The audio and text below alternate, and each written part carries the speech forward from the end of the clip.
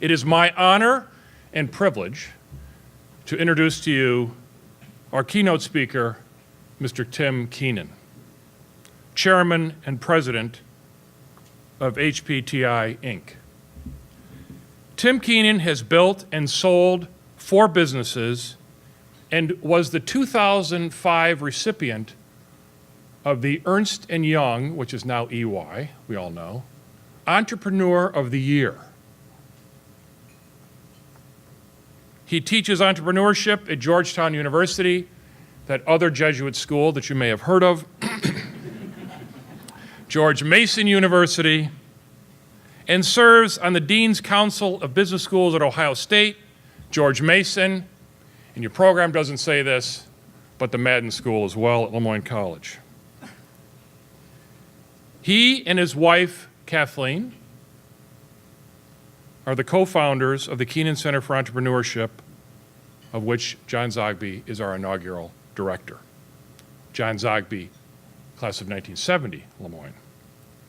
The center seeks to advance the Central New York economy by utilizing personal enterprise to promote economic development and combat poverty, the hallmark of the Jesuits.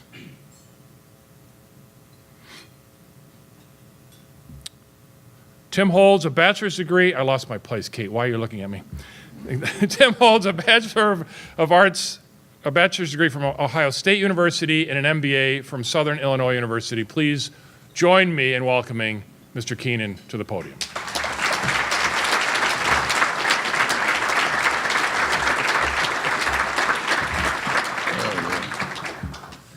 Well, he did forget one key point, and that's my wife is an 81 graduate of Lemoyne. Okay. So you were dark. Wait till she gets to it.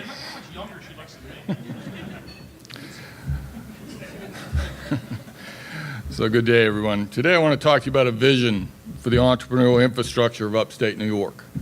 My wife and I founded the Keenen Center at Lemoyne so that we could create a place where you could grow entrepreneurial-minded students, pursue their dreams in partnership with Upstate New York Venture Infrastructure, you people. So that's why we want you to meet them. We want a place of leadership, creativity, innovation, and entrepreneurship, a place where passion, enthusiasm meet business, funding, and focus to create dynamic net new jobs in this region of the country. We wish to integrate this vision with the vision of Upstate Venture Connect so that we can create a private sector-led ecosystem where founders can access the mentors, advisors, partners, and talent they need to succeed. The power of these two visions working in concert can, I believe, transform upstate New York, and then we won't care about Silicon Valley. How much I hope this will happen? Well, hope's a real bad strategy. So we're going to look at how we can turn this hope into a reality through goals, accountability, and action, particularly action. Now a little basic grammar lesson. As you all know, a goal is the interconnection of a noun, a date, and more importantly, a verb, which means that we will do something, the noun, on a date, and more importantly, we want to add that verb to make sure the goal does happen. The difference between entrepreneurs and successful entrepreneurs, talk to you students here, is the verb, action. We will take them over, we are accountable. So today let's talk about what an accountable entrepreneur is. So first let's define something, entrepreneur. And if you take basic French, what entrepreneur means, it means between business, okay? That's not, I just got fired and changed my LinkedIn status to entrepreneur. This drives me friggin' crazy. But it is the gray area between a full return on investment, bottom line, market share type business and the creative art of business, where we use core values and business ethics as competitive tools. We see trend, we anticipate risks, we create markets, we delight our customers, we delight our investors. We do enable our employees to become fully engaged and develop to their full potential. A few facts for you. Entrepreneurs through startup companies account for 2 out of 3 net new jobs, compared to the 1.2% that established businesses create annually. We do provide the fuel for driving our economy, But that fuel must be trained, led, and supported. Here we sit in upstate New York, and you ask yourself, why is entrepreneurism important? Well, through the recessions of 1980, 91, 2000, 2007, the same 10 to 15 regions were on the bottom of our economic makeup in this country. So let's focus on numbers 4, 5, and 6. I won't bore you with all 15 on the list. Number 4 was Central and Eastern Ohio. Number 5 was the Lower Peninsula of Michigan. And number 6 was, you guessed it, upstate Central New York.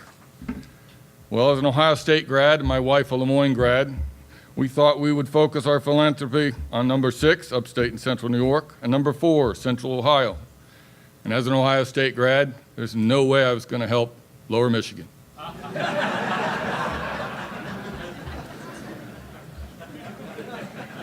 So we do support the Ohio State Center for Innovation and Entrepreneurship. We do support the Lemoyne Madden School of Business, Keenen Center of Entrepreneurship. I have taught at Georgetown and developed their entrepreneurship class schedules and taught there. And I do currently teach at George Mason in their Leadership and Entrepreneur class. We are looking for more initiatives that will support these visions that we'll talk about. If you look at those hardest hit regions, the 15 we talked about on the list, it stays mostly consistent through all that period till 2007, when 3 of those regions changed significantly. And you ask yourself, okay, well, the Lower Peninsula of Michigan pulled themselves up, don't know how. Central and Eastern Ohio did pull themselves up. And Central and Southern Indiana, I bet you thought I was going to say New York, didn't you? Well, that's right. Upstate and Central New York stayed down on the list. Matter of fact, if you look at why, we got to look at these things. So we see somebody in another situation like ourselves, how did we pull them up? Well, the largest investment in entrepreneurism by region through a combination of both public and private money, where number 1 was Ohio, number 2 was Indiana, number 3 was Michigan. So an investment in entrepreneurism does have an effect. The largest investment in entrepreneurism by that state's academic leaders was, again, Indiana through the Bloomington Kellogg School and Notre Dame in concert, the University of Michigan's Ross School, and Ohio State's Fisher College of Business. I don't think that's a coincidence that that investment in entrepreneurism changed their economic future. Now you're saying to yourself, so what? I don't live in Michigan. Just be happy.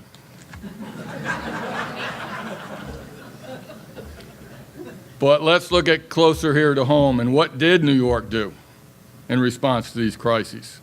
Particularly since upstate New York was one of the hardest hit regions in the country. They were at 9.1% unemployment. Today they're still at 8.7% unemployment. We haven't had a big turnaround here. I'm sure you've seen it repeatedly in the news. I'll use a couple of facts. In 2014, New York's solution to this issue was to spend $2.8 billion in economic development dollars. It's an increase actually of 15% over 2010. So between 2007 through 2014, they've spent over $10 billion in economic development. On an annual basis in 2015, it's actually more like $8 billion. If you count $2.4 billion in tax breaks, $1.8 billion in state spending, another $1.4 in local tax breaks, another $2.4 in local spending. And all this is to entice a company to move from one locale to another. It does not change the economic state of this country. It just moves the job. It's not the right answer. They only spent $329 million in entrepreneurial endeavors in this locale. That's only less than 4% of the total budget available. So I don't believe in economic development, as you can tell. It is not good for the country, and I don't think it's the right answer here. Entrepreneurism is the answer. So if you look at that $8 billion we spent, that's B, billion with a B, what did we get out of that? That's a pretty good investment, right? You'd expect a return if it was your money, wouldn't you? Well, we got a decrease in jobs creation by 4%, which makes us the 48th out of 50 states for job creation. That should be embarrassing if nothing else, right? We're better than that. So why do politicians continue to try and invest in the status quo? The most given answer from them is that they don't look to entrepreneurship as a solution because innovation costs jobs. Hey, I didn't quote it. Silly, don't you think? The established base does worry about jobs lost to innovation, that they're never recovered. And I agree. We do those things, but we don't have wheelwrights. We don't have lamplighters. We don't have switchboard operators. We don't have milkmen. We don't have key punch operators. The country has got along real well as innovations took over those jobs and replaced them with net new jobs. Innovation and creativity is what made this country, not cost it jobs. I won't give you my true response because I promised my wife I wouldn't cuss up here. But I would say it's more like the definition of insanity, doing the same thing over and over again, expecting a different result.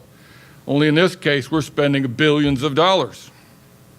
I would propose instead that we stop worrying about lost jobs to entrepreneurship and we look at it differently.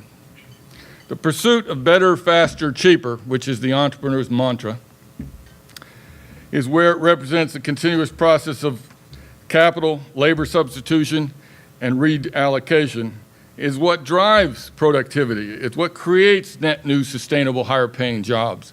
These are good things. I don't know why politicians have a problem with it. For this to occur, though, we need more efficient access to capital, we need better education for the entrepreneurial economy, and we need more and better research to provide the data to aid in our decision makers. Maybe if we educate them better, we get better decisions. The bottom line is that we need entrepreneurs, but we need successful entrepreneurs. We need more people willing to start new companies, new jobs, and otherwise successfully participate in the entrepreneurial economy. The key point in all this is we need to educate them here in New York. We need them to start businesses here in New York. And more importantly, we need them to stay here in New York. Well, I got one, that's good.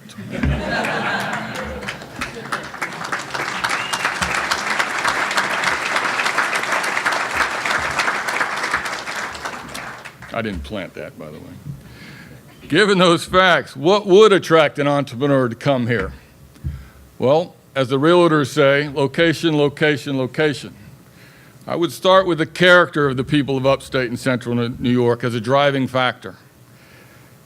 Just last year, a list of the top 10 places to raise a family was published.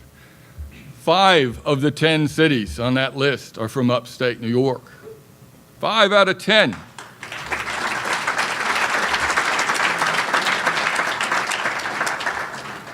From this spot where I stand, there are 136 million people, customers, within a 750-mile radius. Pretty much half the country. I have 50% of all the U.S. businesses are within that same radius. I have 150 schools of higher learning in upstate New York alone. 500,000 students currently enrolled in that same place. And let's not forget, we are within proximity one of the largest capital markets in the world. And more importantly, I have the 250 to 300 of you right here that could help these kids out start their business. Is that true? Okay. So when you look at entrepreneurs, we look at kind of 2 schools of thought. There's people setting their businesses up for organic growth and people setting up their businesses with a little venture backing. It is our mission to work with our educational brethren to design educational programs with insight, tries to fill the gap in this data so that entrepreneurs can understand not only the theoretical basis, but the stories behind entrepreneurs. They love to talk to you. They love to hear the stories. Okay, but inside the stories is experiential learning. That's what they're hearing. In every class I've ever designed or taught, I bring in people every week that have built businesses, have failed businesses, by the way. You can learn a lot from that too. But what we're asking is that you all volunteer to come tell your story. And whether you want to come to Lemoyne or Cornell or anywhere in the state, please volunteer that. We are trying to create a network that accesses people like you so our students can understand early how to utilize those networks, how to understand what they would get from them. So if we accept our leadership role in building the educational portion of our entrepreneurial economy, and the venture community accepts its leadership role in building the resource infrastructure, we will successfully integrate these two sides of theory and experiential. And we have some foundational issues that we also need to deal with, by the way. We need better experiential entrepreneurship education programs across the spectrum. We need a number of you here in this room to add your stories. Some people are shy, but by the way, you're talking about yourself. Most people are pretty good at that. Come tell us. We need more and better research. We need this research to aid our decision makers. I am amazed how many politicians that I talk to, and I talk to a lot of them. They don't understand why entrepreneurism aids the economy. They think it's such a small piece. They don't get the leveraging effect it creates. We also have no integration across those 150 schools I mentioned. We're all doing our own things. We need to actually come together and start working as a unit. The leadership to accomplish our vision at Moyne is in the roles John Zogby and Jim Joseph play at the Keenen Center. But finally, we must capture the imagination of the young people, direct their energy to stay in New York, and bring the facilities and resources together. Those resources, if you look at them, these are quotes out of some COF documents, 8 out of 100 people want to start their own businesses. So if you looked at that simplistically, those 500,000 students, you can do the math, right? That's 40,000 students want to start a business sitting here in class right now. Well, we should help them. Now, if you want to look at millennials, as John Zogby would push you, it's more like 31 out of 100 want to start businesses. That's more like 155,000 people willing to put their hat in that ring. We need to train and educate them. We need to guide and lead them. At the Keenen Center, we want to create that place, and we want to have that access to the entrepreneurial economy. We do stand ready to partner with Upstate Connect to be recognized as not only a place that teaches the theory, but the place that we put actions into place. Our goal at Moyne is not to build economies of scale to outperform our competitors. Our goal is to build economies of skill to outperform ourselves. That's what entrepreneurs do. We don't try to be Lockheed Martin. We try to be better at them at a single issue. That's what we want to train kids to do. I do thank you for your attention, and I look forward to your continued involvement. And I do have one last thought for you. We've laid out a vision for our joint future, but a vision without action is only a dream. So let's wake up and commit to the actions necessary to make this vision a reality for New York. Thank you.